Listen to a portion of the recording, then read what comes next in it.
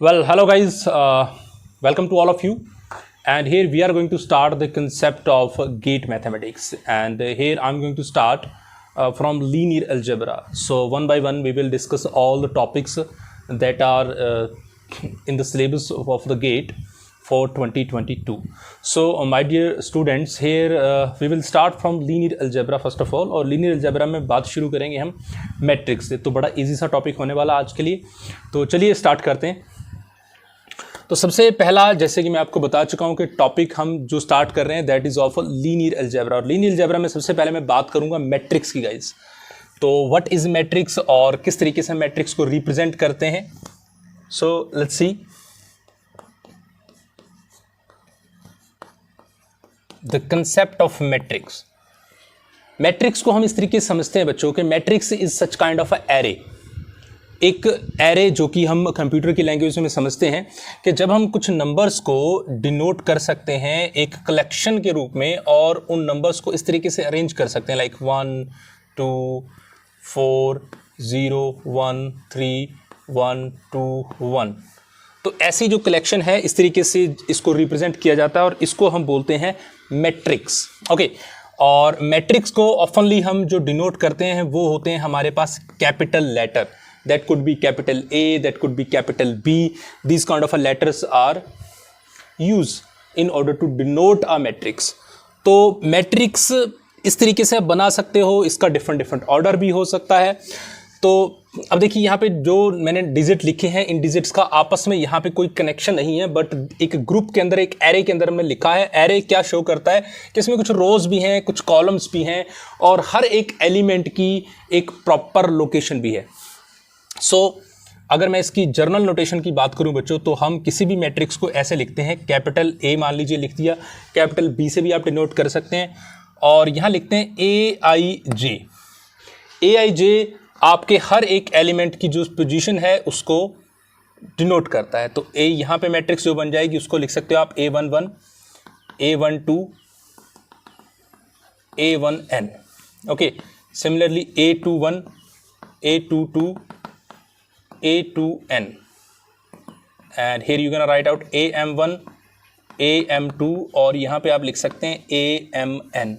तो ये एक जर्नल मैट्रिक्स मैंने बनाई. यहाँ पे जर्नल मैट्रिक्स के अंदर यू कैन सी कि आपके पास ये जो A11 है ये क्या शो कर रहा है.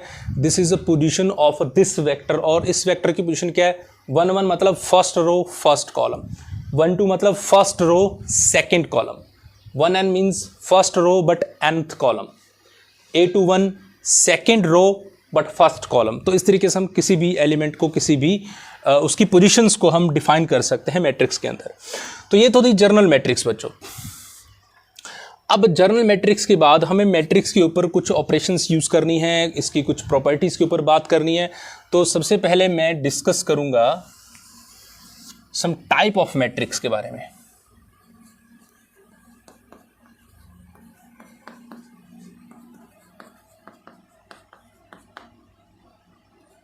टाइप ऑफ मैट्रिक्स या फिर आप मैट्रिक्स का जो प्लूरल फॉर्म है मैट्रिसेस ऐसा भी लिखा होता है. Some places you can see the matrices. तो टाइप ऑफ मैट्रिसेस या फिर टाइप ऑफ मैट्रिक्स की हम बात करते हैं. तो मैट्रिक्स के क्या टाइप कौन कौन से हो सकते हैं. तो सबसे पहली बच्चों हम मैट्रिक्स की बात करते हैं इज अ रो मैट्रिक्स. अब रो मैट्रिक्स के नाम से आपको थोड़ा सा आइडिया जरूर हो रहा है कि ऐसी मैट्रिक्स को आप रो मैट्रिक्स बोलोगे जिसके पास सिर्फ और सिर्फ एक क्या होनी चाहिए, एक रो एग्जिस्ट करनी चाहिए. आई मीन टू से कि मान लीजिए आपने ये मैट्रिक्स बनाई 1 3 1. तो ये एक रो मैट्रिक्स की रिप्रेजेंटेशन है. आपने कोई मैट्रिक्स बनाई मान लीजिए 1 3 1 4 1. तो ये भी एक रो मैट्रिक्स की रिप्रेजेंटेशन है. बट इस रो मैट्रिक्स के अंदर आप देख सकते हैं कि यहाँ पे सिर्फ और सिर्फ एक रो है, कॉलम नहीं है. अब थोड़ा वापस आइए. जो मैट्रिक्स आपने ये बनाई इस मैट्रिक्स में बच्चों कितने रोज हैं. आप कहेंगे 1 2 अप टू m रोज हैं और n कॉलम है. तो इसको आप m क्रॉस n लिखेंगे. यानी कि इस मैट्रिक्स का जो ऑर्डर है वो क्या है, m क्रॉस n. तो यहाँ पे आप ये भी बता सकते हैं that order of matrix is m cross n. और ऑर्डर से आपको ये आइडिया हो गया कि इसके पास m नंबर ऑफ रोज हैं और n नंबर ऑफ क्या है, कॉलम्स हैं. तो that's why it is a order of a matrix. Clear? अब देखिए बच्चों, मैंने जो रो मैट्रिक्स बनाई है इसमें इसके ऑर्डर की बात करते हैं। तो इसमें आप देखें कि नंबर ऑफ रोज कितनी है और नंबर ऑफ कॉलम्स कितने हैं। तो पहली मैट्रिक्स की बात करूं तो रो तो 1 है और कॉलम कितने? 3। रो 1 है, कॉलम कितने हैं? 1 2 3 4 5। सो it means here you got a idea कि जब भी, क्योंकि जर्नल ऑर्डर क्या है आपका? m और n, तो इसका मतलब ये हुआ कि जब भी आप रो मैट्रिक्स बनाएंगे तो जो आपका m होगा, m किसको रिप्रेजेंट करता है? नंबर ऑफ रोज को। ठीक है, तो जो आपका m होगा वो हमेशा क्या होगा? 1। और n क्या हो सकता है? n कुछ भी हो सकता है, नेचुरल नंबर को बिलोंग करता हुआ सेट। तो ये चीज़ें आपको ध्यान देनी है, क्योंकि ऑलरेडी आपको ये मैट्रिक्स के टाइप्स तो आते हैं, बट हम बात कर रहे हैं गेट पॉइंट ऑफ व्यू से। तो गेट पॉइंट ऑफ व्यू से बात करेंगे तो हमें इन जो चीज़ें हैं, थोड़ा पढ़ने का जो नज़रिया है उसको हमें चेंज करना है। ठीक है, बाकी चीज़ें वही हैं यार जो आपको आती हैं ऑलरेडी, तो थोड़ा सा हम उसको पॉलिश कर रहे हैं बस। चलिए, तो रो मैट्रिक्स के बाद आएगा बच्चों कॉलम मैट्रिक्स। अब रो मैट्रिक्स आपको समझ में आया तो कॉलम मैट्रिक्स बिल्कुल समझ में आ गया। जैसे इसको कॉलम की फॉर्म में लिख देंगे सर, और इसमें क्या होगा? m जो है ना वो कुछ भी हो सकता है, बट जो n होगा वो डेफिनेटली क्या होना चाहिए? 1। यानी कि इसमें कॉलम हमेशा क्या रहेगा? 1 रहेगा। राइट, कॉलम 1 रहेगा, रो कितनी भी हो सकती है। इसमें 3 रोज हैं और 1 कॉलम है, तो इसका ऑर्डर कितना है बच्चों? तो 3 cross 1। Okay, the third one, that is square matrix. Okay, square matrix is what? तो जो स्क्वायर की शेप में, जैसे 2 1 1 3 ऐसे हो सकती है, 1 0 1 1 3 1 4 1 2, ऐसी मैट्रिक्स। तो स्क्वायर मैट्रिक्स में क्या है? 2 ही रो हैं, 2 ही कॉलम है, तो 2 क्रॉस 2 ऑर्डर है।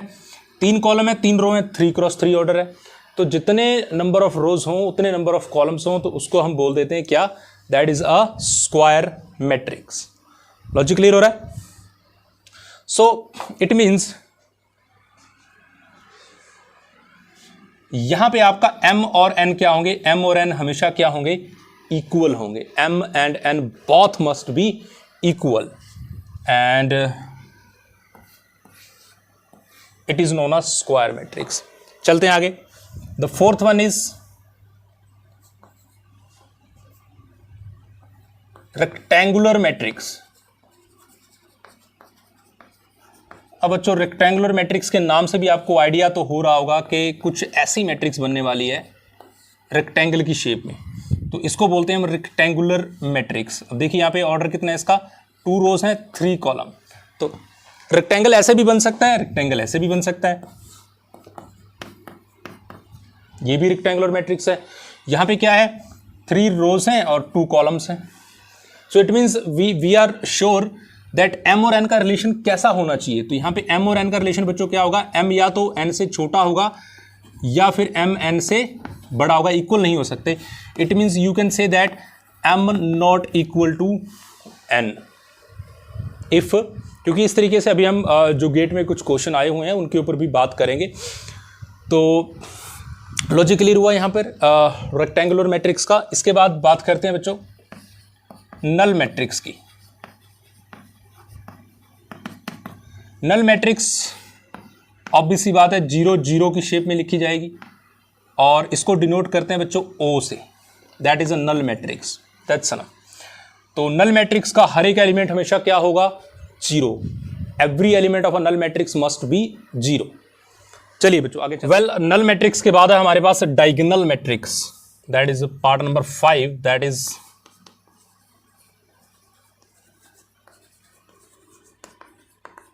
Diagonal matrix. डायगोनल मैट्रिक्स बच्चों वो होती है कि जिसके डायगोनल जो है ना वो एग्जिस्ट करने चाहिए। जैसे मान लीजिए मैंने ये मैट्रिक्स बनाई 2 0 0 0 3 0 0 0 4, तो ये एक डायगोनल मैट्रिक्स है मेरे पास। ठीक है, तो डायगोनल मैट्रिक्स में की नोटेशन की अगर मैं बात करूं तो यहाँ पे हम कुछ स्पेसिफिक बातों के ऊपर एक सबसे पहले तो ये स्क्वायर मैट्रिक्स होनी, यानी कि इसका ऑर्डर देखिए कितना लिखा मैंने 3 क्रॉस 3। तो डायगोनल मैट्रिक्स जितनी भी होती है वो हमेशा क्या होती हैं? एक स्क्वायर मैट्रिक्स ही होती हैं। So it means we can say that कि यहाँ पे m और n हमेशा क्या रहने वाले हैं? इक्वल रहने वाले हैं। ठीक है, तो ai j क्या था? i का मतलब नंबर ऑफ रोज और j का मतलब कॉलम। तो ए आई जे हर एक जो वेक्टर है उसकी पोजीशन को बता रहे हैं। जैसे A11 क्या होगा, A12 क्या होगा, तो यहां पे हम बात कर सकते हैं कि ए आई जे क्या हो जाएगा 0, यानी कि ए आई जे 0 होगा तब जब ये I और J इक्वल नहीं होंगे। बात समझे? When I and J both are not equal। अब देख सकते हैं ये यहां पे क्या है, ए आई जे, इसकी पोजीशन क्या है A12, यानी कि जब जब आप लिखेंगे A12 0, A21 0, A31 0, you can C, but जब I और J इक्वल होंगे तो तब ये 0 नहीं होगा। ओके, यानी कि डायगोनल एलिमेंट्स जो हैं वो 0 नहीं होंगे। तो इसको आप इस तरीके से लिख सकते हैं, that is a way of representation actually of diagonal matrix. Diagonal matrix को आगे दो पार्ट में डिवाइड कर दिया गया, उनमें से एक का नाम हमने रखा scalar matrix. Okay, that is scalar matrix. अब स्केलर मैट्रिक्स वो मैट्रिक्स होती है दोस्तों जो ऐसे लिखी जाए, लाइक 2 0 0 0 2 0 0 0 2। तो अब आप देखिए इसमें और इसमें फर्क क्या है एक्चुअली। तो डायगोनल मैट्रिक्स भी ऐसी है, स्केलर मैट्रिक्स भी ऐसी है, तो इसलिए मैंने कहा कि scalar matrix is a part of diagonal matrix. But यहां पे कुछ चीजें चेंज हो गई। m इक्वल टू n तो वही रहेगा, यानी कि ये भी एक स्क्वायर मैट्रिक्स होनी चाहिए। दूसरी बात, जब मैं कह रहा हूं कि ए आई जे ये क्या होगा, यहां पे मैंने कहा कि 0 होगा, तो भाई ये भी 0 होगा अगर I और J बराबर नहीं होंगे। देख सकते हो यहां पे नॉन डायगोनल एलिमेंट सारे क्या हैं, 0 हैं। ये 0, ये 0, ये भी 0, ये भी 0, ये भी 0, तो ए आई जे 0 होगा जब I और J बराबर नहीं होंगे। बट ए आई जे यहां मैंने लिखा था कि 0 नहीं होगा, बट यहां मैं लिखूंगा कि ये कोई स्पेसिफिक K होगा अगर I और J क्या हो जाएंगे, बराबर हो जाएंगे।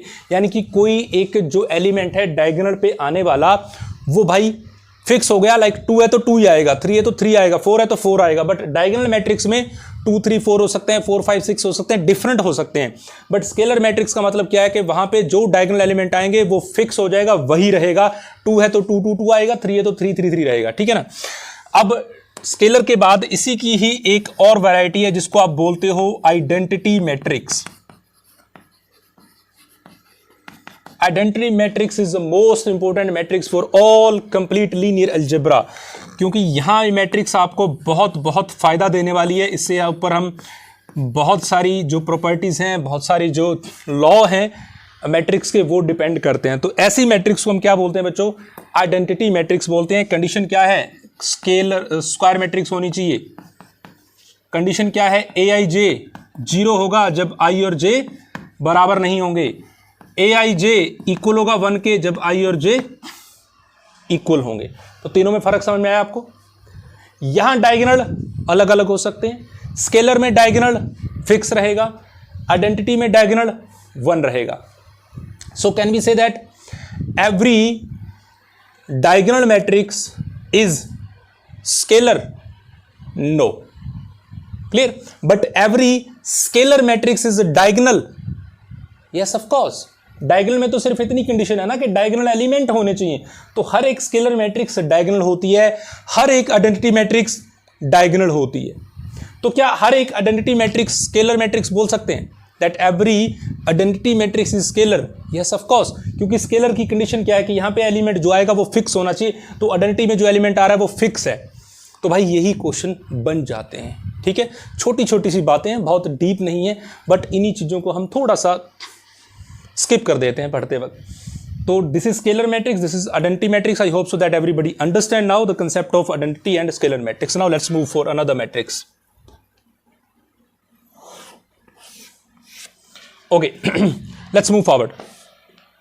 यहां पे बच्चों एक है हमारे पास नंबर 8 पे ट्रायंगुलर मैट्रिक्स। और ट्रायंगुलर मैट्रिक्स को हमने दो पार्ट में डिवाइड किया। एक को हमने बोल दिया अपर ट्रायंगुलर, ठीक है, और एक को हम बोल देंगे लोअर ट्रायंगुलर। तो अपर ट्रायंगुलर मैट्रिक्स कौन सी है और लोअर ट्रायंगुलर मैट्रिक्स कौन सी है? इसको बोलते हैं बच्चों अपर ट्रायंगुलर मैट्रिक्स, यानी कि ट्रायंगल बननी चाहिए ऊपर वाले पार्ट में, जैसे 2 1 3 0 4 7 0 0 9। लोअर ट्रायंगल में नीचे ट्रायंगल बन नीचे 2 0 0 3 4 0 7 8 11। तो यू कैन सी हियर कि यहाँ एक ट्रायंगल आपको विजिबल हो रही है, आप आइडेंटिफाई कर सकते हो कि एक ट्रायंगल जैसा पार्ट बन रहा है ऊपर वाली साइड पे, और यहाँ एक ट्रायंगल वाला पार्ट बन रहा है नीचे वाली साइड पे। ठीक है, यहाँ ऐसे ट्रायंगल मत बना देना, तो ट्रायंगल यहाँ बनेगी ऐसे ऊपर वाली साइड पे या ऐसे नीचे वाली साइड पे, क्योंकि ट्रायंगल हमेशा डायगोनल के ऊपर नीचे बनेगी। तो डायगोनल क्या होता है, ये वाला होता है। कुछ बच्चे क्या करते हैं, ऐसे ऊपर बना सकते हैं, तो ये डायगोनल नहीं होते element.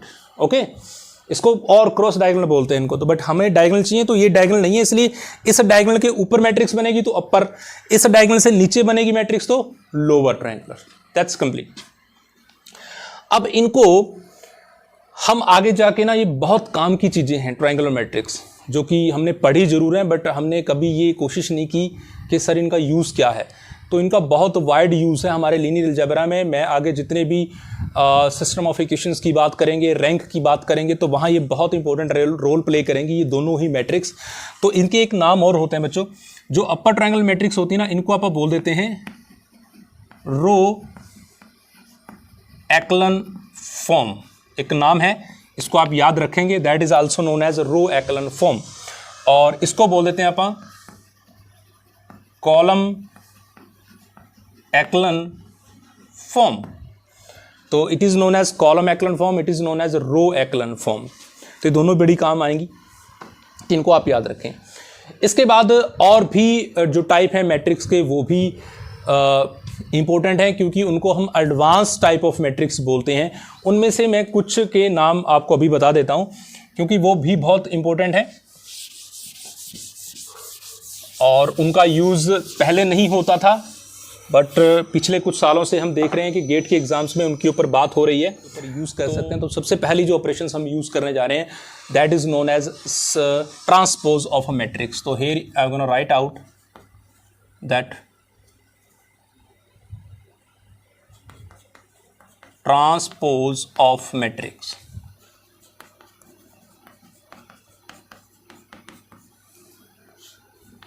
Okay guys, what is the meaning of transpose of a matrix. Transpose को हम आप इस तरीके से समझिए कि मान लीजिए आपके पास कोई मैट्रिक्स थी ए, और वो लिखी थी ऐसे 2 1 7 9। तो आपने इसका क्या कर देना है, ट्रांसपोज। ट्रांसपोज को ए डैश के नाम से भी जानते हैं, किसी बुक में आपको ए रेज टू पावर टी भी लिखा हुआ मिल सकता है। तो ट्रांसपोज क्या होता है कि आपकी जो रोज हैं वो कॉलम बन जाती हैं, जो कॉलम हैं वो रोज बन जाती है, यानी कि 2 1 7 9। ठीक है, तो मैट्रिक्स, जो मैट्रिक्स आपको ऑलरेडी गिवन है, उस मैट्रिक्स के रोज को उठा के कॉलम में चेंज कर दो और कॉलम को उठा के रो में चेंज कर दो, तो जो मैट्रिक्स बनेगी आपको उसको बोलते हैं बच्चों ट्रांसपोज ऑफ अ मैट्रिक्स। तो ए से आपने क्या निकाल लिया, ए डैश निकाल लिया। ऐसे 3 ऑर्डर की होगी तो भी कोई दिक्कत नहीं है, 4 ऑर्डर की होगी तो भी कोई दिक्कत नहीं। जितनी भी रोज हैं वो कॉलम बन जाएंगी, जितने भी कॉलम हैं वो सारे के सारे रोज बन जाएंगे। अब ट्रांसपोज ना आपको बच्चों 2 चीजें देती है। एक ये देती है आपको सिमेट्रिक मैट्रिक्स, पहली चीज। ठीक है, ट्रांसपोज से निकलने वाली पहली चीज क्या है, सिमेट्रिक मैट्रिक्स। सिमेट्रिक मैट्रिक्स में हम ये मानते हैं कि अगर आपका जो ट्रांसपोज किया आपने वो वापस ए के बराबर हो जाए, तो उस मैट्रिक्स को बोल देंगे सिमेट्रिक मैट्रिक्स। फॉर एग्जांपल, आपने कोई मैट्रिक्स लिखी ए 2 1 1 3, ये मैट्रिक्स है। अब बच्चों इसका ट्रांसपोज करके देखो, तो आप लिखेंगे ए डैश, ये भी यही बन रहा है, रो को कॉलम में, कॉलम को रो को चेंज करके देखिए आप, वापस वही मैट्रिक्स बन रही है। इट मीन्स कि हमारा ए डैश ए के ही बराबर है। तो इसका मतलब सिंपल हुआ कि ए और ए डैश अगर बराबर होंगे तो उस मैट्रिक्स को क्या बोलेंगे, सिमेट्रिक मैट्रिक्स। तो ये जो मैट्रिक्स आपको गिवन है that is known as a symmetric matrix. तो A is equal to A dash हो गया। इसमें दूसरा एक चीज हमें मिल जाती है, उसको बोलते हैं बच्चों स्क्यू सिमेट्रिक मैट्रिक्स। अब स्क्यू सिमेट्रिक मैट्रिक्स क्या है, स्क्यू सिमेट्रिक मैट्रिक्स में आपको आपका जो ट्रांसपोज है वो अपने नेगेटिव के बराबर होना चाहिए, उसको बोलते हैं स्क्यू सिमेट्रिक मैट्रिक्स, अपने नेगेटिव के बराबर। जैसे मान लीजिए ए मैट्रिक्स ली मैंने, अब देखिए अगर आप इसका ट्रांसपोज करेंगे तो आपको क्या मिलेगा, और जो कि किसके इक्वल है, अपने ही नेगेटिव के इक्वल है। एम आई राइट? यानी कि इसमें नेगेटिव कॉमन लोगे तो वापिस यही बन रहा है, देखो -2 है तो नेगेटिव कॉमन लेके देखो, 0 पे तो इफेक्ट नहीं पड़ने वाला, या -2 बन जाएगा, बात खत्म।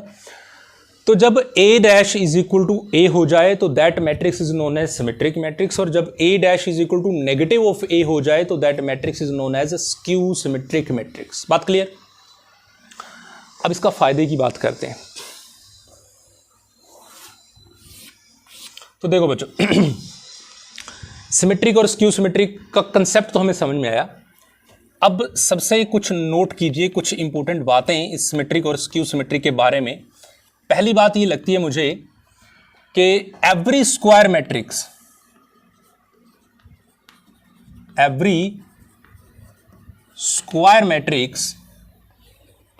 can be represent in the form of or in the sum of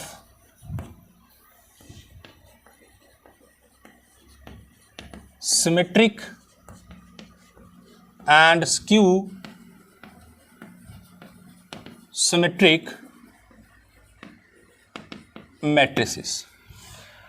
तो बड़ी अच्छी ये थ्योरम है एक्चुअली, जिसका आप सिंपली इसकी स्टेटमेंट को समझो। ये क्या कह रहा है कि हर एक जो स्क्वायर मैट्रिक्स है उसको आप as a sum of symmetric और स्क्यू सिमेट्रिक में लिख सकते हो। यानी कि हर एक मैट्रिक्स को लिखने का एक वे बताया कि आप सिमेट्रिक और स्क्यू सिमेट्रिक के सम में लिख सकते हो। तो इसका सबसे इजी चीज जो है वो कि आपके पास कोई भी स्क्वायर मैट्रिक्स हो सकती है, लाइक ए है, बी है, 2 ऑर्डर की, 3 ऑर्डर की। अब आएगा सर कैसे लिख सकते हैं किसी भी स्क्वायर मैट्रिक्स को हम सम ऑफ सिमेट्रिक और स्क्यू सिमेट्रिक में? तो उसके लिए आप देखिए जरा, मैं मान लेता हूं कि मेरे पास कोई ए मैट्रिक्स है बच्चों, ठीक है, ए इज एनी स्क्वायर मैट्रिक्स है। अब आप स्क्वायर मैट्रिक्स को तो समझते हैं कि भाई 2 ऑर्डर की मैट्रिक्स होती है, जो 2x2 हो सकती है, 3x3 हो सकती है, 4x4 हो सकती है, ऐसी सारी मैट्रिक्स को आप स्क्वायर मैट्रिक्स बोल देते हैं। तो ए कोई स्क्वायर मैट्रिक्स है, ठीक है। हमने कहा कि स्क्वायर मैट्रिक्स को हम sum of symmetric and skew symmetric लिखना चाहते हैं। तो बच्चों अगर मैं लिखूं a प्लस ए डैश, अगर a कोई भी मैट्रिक्स है तो a प्लस ए डैश क्या हो सकती है? तो क्या करें, आप उठाइए इसका ट्रांसपोज कर दीजिए। जैसे आपने इसका ट्रांसपोज किया तो यहां ट्रांसपोज आ गया, और यहां ट्रांसपोज के ऊपर ट्रांसपोज आ गया। यहां क्या हुआ, ए ट्रांसपोज, ट्रांसपोज का ट्रांसपोज क्या हो गया, ए। ये क्या बन गया वापस, ए प्लस ए डैश। अब जरा इस पे फोकस कीजिए, हमें सिमेट्री की डेफिनेशन में क्या बताया गया कि किसी मैट्रिक्स का ट्रांसपोज अगर अपने ही बराबर हो तो वो मैट्रिक्स क्या होती है, सिमेट्रिक। हमने एक मैट्रिक्स ली, ये वाली ए प्लस ए डैश, ठीक है, इसका ट्रांसपोज किया और ये बराबर किसके आया, अपने ही बराबर ए प्लस ए डैश के। तो इसका मतलब ये मैट्रिक्स कैसी है, सिमेट्रिक है। तो इसका मतलब जो ए प्लस ए डैश है वो कैसी मैट्रिक्स है दोस्तों, वो सिमेट्रिक मैट्रिक्स है। अब इसके साथ आप कोई भी नंबर लगा दें, मान लो आपने के लगा दिया, के का मतलब कुछ भी यार, 1 2 3 100 कोई भी नंबर आ गया तो भी ये सिमेट्रिक ही रहेगी। क्या फर्क पड़ता है, am I right है।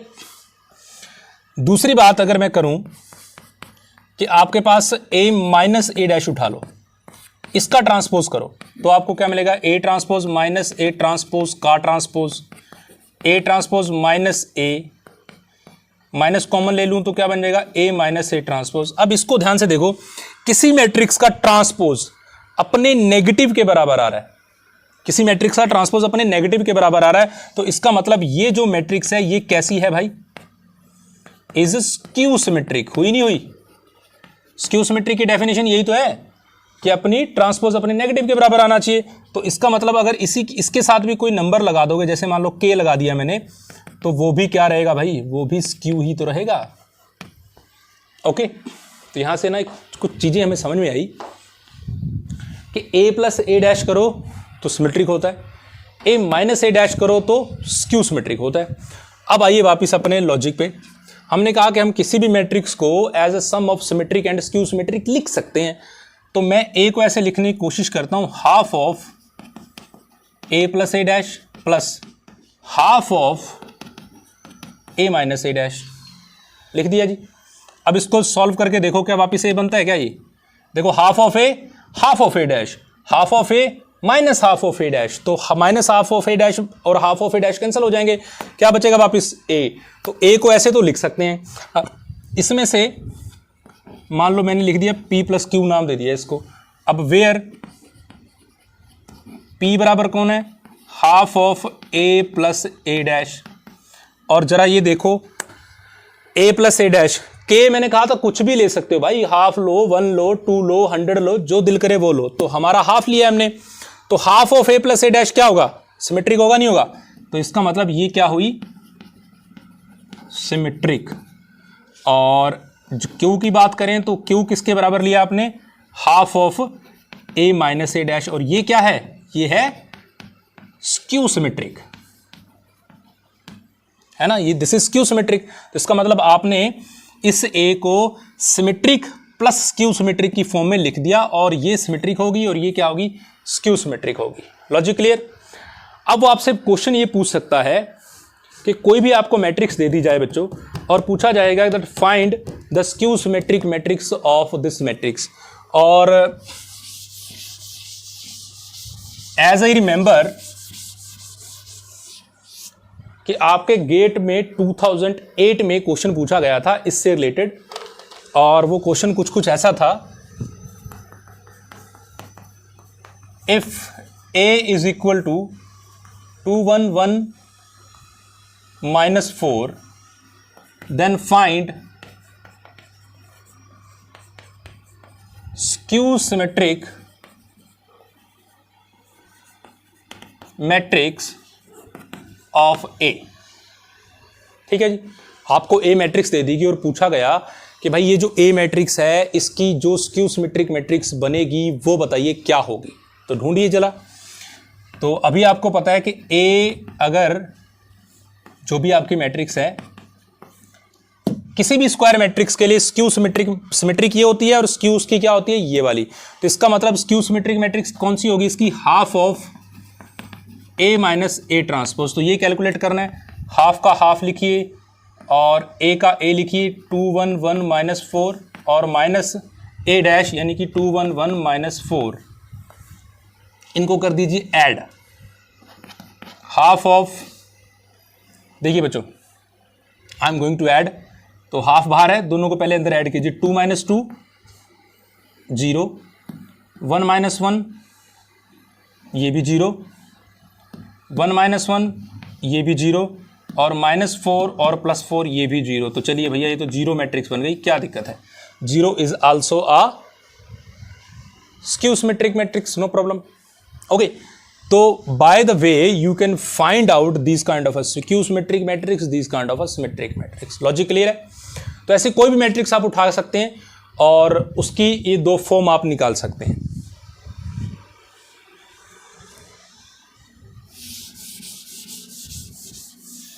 ओके, चलिए थोड़ी सी और एक्सरसाइज हम सिमेट्रिक और स्क्यू सिमेट्रिक के ऊपर करते हैं, then we will move forward.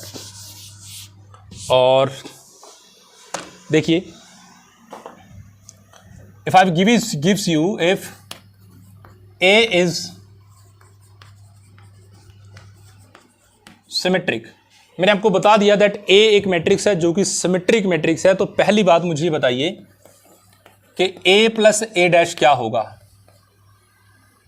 अभी आप निकाल के आए कि sir a plus A dash क्या होता है। अगर a सिमेट्रिक है तो a प्लस ए डैश क्या होगा? दैट मस्ट बी सिमेट्रिक और नॉट। Let's see. तो a प्लस ए डैश का क्या करेंगे? ट्रांसपोज, यहां पे ट्रांसपोज, यहां पे ट्रांसपोज का ट्रांसपोज। तो अब ट्रांसपोज वापिस करोगे क्योंकि a सिमेट्रिक है, तो सिमेट्रिक का मतलब अपने ट्रांसपोज जो है वो किसके बराबर होगा? a के बराबर होगा। So you can write out this thing. तो this must be a symmetric matrix. Secondly A की पावर अगर मैं लिख दूं बच्चों 100, तो ये क्या होगा, ए रेज टू पावर, अगर ए सिमेट्रिक है तो क्या ए रेज टू पावर 100 क्या हो सकता है, तो ए रेज टू पावर 100 को निकालने के लिए क्या करो, ए रेज टू पावर 100 का ट्रांसपोज कर दो। अब ट्रांसपोज की पावर क्या आ जाएगी 100। अब ए के बारे में पता है कि ए क्या है सिमेट्रिक, तो ए ट्रांसपोज क्या होता है ए, तो क्या आ गई ए की पावर 100। तो ए की पावर 100 का ट्रांसपोज अपने ही बराबर आ रहा है, तो भाई ये कैसी मैट्रिक्स है, सिमेट्रिक। मैं थोड़ा फास्ट चल रहा हूं, so this thing you have to do at your own. मैं थोड़ा लॉजिक आपको बता रहा हूं, बाकी आप खुद ट्राई करेंगे इसको करने के लिए, ठीक है। Logic clear. थर्ड वन, अगर 100 इंटू ए आ जाए तो ये कैसी मैट्रिक्स होगी, 100 इंटू ए का ट्रांसपोज कर दो, तो 100 ए का ट्रांसपोज क्या होगा वापिस ए, तो ये क्या हो गया 100 इंटू ए, तो ये भी क्या हो गई सिमेट्रिक। तो मतलब क्या है कि जब कभी भी आपको कोई मैट्रिक्स दे रखी हो ना, ध्यान देना इस बात पे, कोई भी आपको मैट्रिक्स दे रखी हो, ओके, तो ऐसे स्क्यू सिमेट्री का लॉजिक भी हो सकता है, ऐसे ही आपका सिमेट्री का लॉजिक भी है। तो अब मान लीजिए एक एग्जांपल है, इफ ए इज, चलो दोनों ले लेते हैं, ए एक मैट्रिक्स और लेता हूं, A and B are symmetric, ठीक है जी। देन अब मुझे बताइए कि A B plus B A क्या होगा। फर्स्ट ऑप्शन है आपका सिमेट्रिक होगा, ऑप्शन सेकंड है आपका स्क्यू सिमेट्रिक होगा, ऑप्शन थर्ड है आपका नल मैट्रिक्स होगी, और ऑप्शन फोर्थ है आपका नन ऑफ दीज होगा। ए और बी दोनों बच्चों आपके पास दे रखी हैं, दोनों सिमेट्रिक हैं, और आपको बताना है कि आपका जो ए बी प्लस बी ए है वो क्या होगा। तो ऐसी कोई भी क्वेश्चन आपको मिल जाए, तो हालांकि यहां मैंने मैट्रिक्स नहीं ली, अभी आपको बहुत बड़े क्वेश्चन मिलेंगे, मैट्रिक्स भी मिलेगी, बट यहां मैट्रिक्स नहीं ली, तो सिंपल सा काम करो भाई, क्या करो, ए बी प्लस बी है इसका कर दो ट्रांसपोज, ट्रांसपोज करोगे क्या आएगा, ए बी का ट्रांसपोज प्लस बी ए का ट्रांसपोज। थोड़ा और सॉल्व करेंगे क्या आएगा, B transpose A transpose plus A transpose B transpose. अब ए कैसी है सिमेट्रिक, सिमेट्रिक मतलब ए डैश बराबर ए, बी कैसी है सिमेट्रिक, सिमेट्रिक मतलब बी डैश बराबर बी, तो भैया बी डैश की जगह पे लिख दो बी, ए डैश की जगह पे ए, और ए डैश की जगह पे ए, बी डैश की जगह पे बी। थोड़ा ठीक करके लिखो तो ए बी प्लस बी ए वापिस बन गया, नहीं बन गया। तो इस पूरी मैट्रिक्स का ट्रांसपोज अपने ही बराबर आ रहा है, तो ये मैट्रिक्स कैसी है, सिमेट्रिक मैट्रिक्स है। So your A option will be right answer. अब जरा गेट एग्जाम का एक क्वेश्चन उठाते हैं,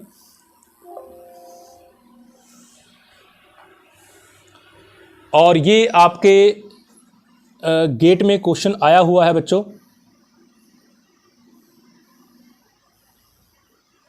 you can see on my screen, get 2007 का ये क्वेश्चन है, ठीक है, गेट 2007 का, और ऑन स्क्रीन आप इस जो क्वेश्चन है, I am just going to display, आप इसको देख सकते हैं। तो इस क्वेश्चन में आपसे क्या पूछा गया है, पहले तो आप क्वेश्चन की स्टेटमेंट को रीड कीजिए। तो यहां आपको दो मैट्रिक्स गिवन है, एक है एस और एक है बच्चों डी, और नीचे आपको कुछ ऑप्शंस गिवन है, इनमें से आपको आंसर ढूंढना है कि क्या सही आंसर हो सकता है। गेट 2007 और 1 मार्क्स के लिए क्वेश्चन पूछा गया था, तो मैं इसको ब्रीफ इसको सॉल्व करता हूं। एस दे रखा आपको ए प्लस ए ट्रांसपोज, सॉल्यूशन करते हैं। एस आपको दे रखा है ए प्लस ए ट्रांसपोज, ट्रांसपोज लिखिए चाहे डैश लिखिए एक ही बात है ना, और डी आपको दे रखा है ए माइनस ए ट्रांसपोज, और एक दे रखा आपको D A minus A transpose, ठीक है। एस और दो मैट्रिक्स आपको दे रखे हैं, और इन्हीं एस और डी के रिस्पेक्ट में आपको जो आंसर हैं वो आपको बताने हैं कि कौन सा जो है ना सही आंसर हो सकता है, ठीक है बच्चों।